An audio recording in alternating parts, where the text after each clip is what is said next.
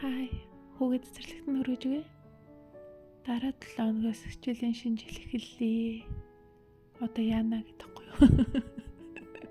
Удлаа гоё яана. Миний цагс ангижруулагч шампунь 2 ирсэн байна. Би өмнө нь ерөөсөө ангижруулагч хэрэглэдэггүй байсан байхгүй юу? Тэгсэн чинь нэг удаа хичээл дээр манай багш нөгөө хиттийн талаар ярьчаад яагаад чи энэ нэг брэнд ярьсан. Тэнгүүд энэ шар өнгөтэй энэ Фэнхуа гэсэн одоо ангижруулагчийн брендийг хэлсэн байхгүй юу? Тэгчээд хятадд нэг юм дээр үед аюул олон жилийн өмнө дөнгөж ингэж байгуулагдсан компаниуд байдаг. Тэгээд тэндний зарим бүтээгдэхүүнүүд нь одоо хүртэл ингэж хятадууд аюул хэрэглэх туртай чанараараа ингэж дандаа сайн байгаад идэг. Нэг тийм брэндүүдийг хэлсэн. Тэрэнд нь болохоор нэгэнд нь үсний ангижруулагч шар өнгөтэй. Тэгэд нөгөө нэг нь болохоор нэг соодагийн хөвчтөний гарны тосмос үйдэн шүү дээ. Тэр заа. Тэгээ өөр юу хичээлээ мартчихж. Тэгэд тэрийг сонссноос хойш би яагаад чи шар ангижруулагч хэрэглэмээр санагддаг болсон за. Тэгээ хэрэглэдэг болсон.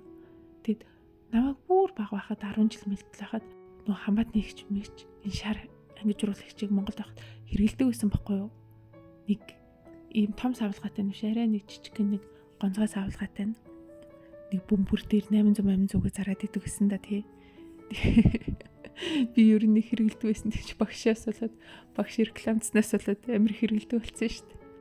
За өглөөний цайгаа хийж ой.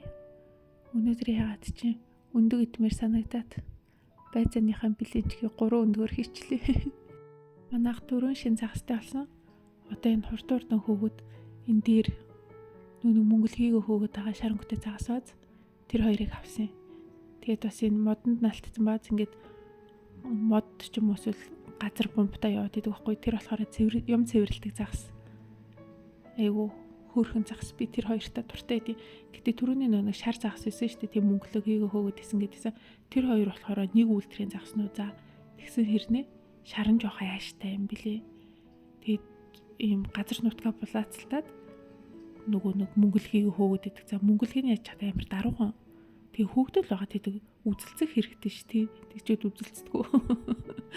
Тэгээ хөөгдөд идэг. Тэгээ тэр шар нь болохоор тэр мөнгөлгийг л хөөгд идэв. Жохон том болохоор нь.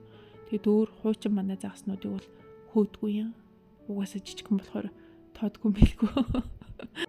За би өнөөдөр эртэн гарч ирээд Бээжингийн буддын сүм Юн хогон найралт найрамдах сүм дээр ирлээ. Шинэ хичээлийн семестр эхэлж байгаа болохоор би өөрийгөө онц сураасай амжилт бүтээлтэй байгаасай гэж хүсгэд хүрээд ирсэн байхгүй юу. Энэ сүмийн түүхийг хальт ярихад хамгийн анх энэ хамглан хаан 1600 оны сүүлчээр өөрийн ханхүүдэд зориулан анх бариулж ирсэн байна. Ингээ юм ордон хэлбэрээр гэхдээ 1700 оны дундаас эхлээд ер нь өөрчлөгдөөд ийм буддын шашны сүм болсон юм байна. Тэгэхээр ч одоо баруун 300 жил болж байгаа гэсэн үг заа. Тэгэхэд ер нь яг ингээд түүх турсгалынхаа зүйлийг аюул сайн хадгалж авч үлдсэн бааз. Хятадд ер нь ийм сүм хийдүүд, түүх турсгалын газрууд, ер нь ийм хааны орднууд ер нь нэг иймэрдүү бүтцтэй.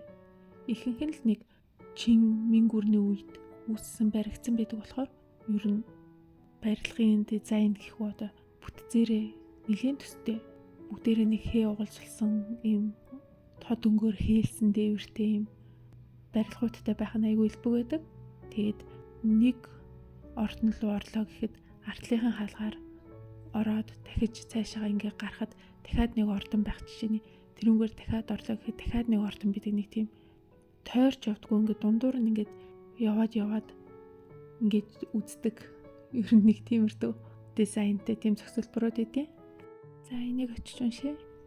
Энэ чойрын расан гэж юм юу гэж юм.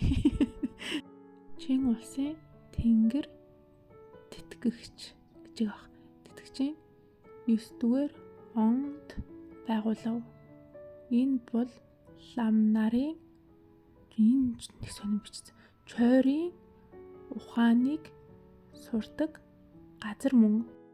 Домд нь богд за энэ битггүй хүргийг дахиж байна. Зүүн талд нь цагаан шүхүрдийн хүргийг дахиж байна. Баруун талд нь ногоон дарихийн хүргийг дахиж байна гэсэн үү. За ёстой өөрийн хөрөл уншчлаа. За сүм хэд яваад хүслээ залбирсан юм чи одоо онц сурах байхаа.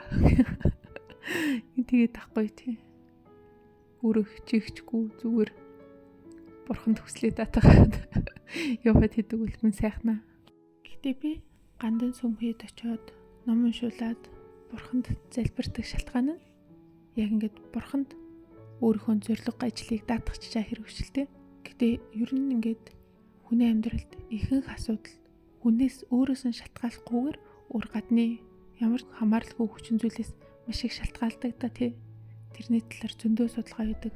Бараг амьдралд тохиолдож байгаа юмны 90-с дээш хувь нь өөрөөс ч хамааралгүй хийгдэж идэг ч юм уу нэг тиймэрдүү зөндөө олон судалгаанууд үүдэг. За тэгээд ингээд бодвол надаас шалтгааллахгүй бусад хүчин зүйл нь миний ажил үйлсэд минь сайнаар тусаасай гэсэн юм тэр л хүсэл юм да. Өөрөө хичээгээд байвал болно бүтнэ гэдэг тэр өгнүүд бол цаа. За зорилго нь бол ганцхан өстой өөрөөс нь 100% хамааралтай бага зорилгоуд байж болох юм. Тэгэхээс биш яг ингээд нийгэмд гарч ирэх юм ажил дээр ер нь аливаа ажил нь ганц миний хүслээр биш бусдын төлөв байдлаас шалтгаалдаг аюул ажлууд гарч ирдэг тий. Тэгэл бараг найтахаас өөр аргагүй. Тэгэд тэр үедээ л түүнийг одоо надаас шалтгааллахгүй бусад хүчин зүйлүүдийг илүү ойлгох, өөрийнхөө хүслийг өөртөө дахин сайн сануулах, ойлгож ухаарах нэг эвэрдүү зорилгоор би гандан дээр ирэх дуртай тий. За сайхан болцгоё. Bye bye.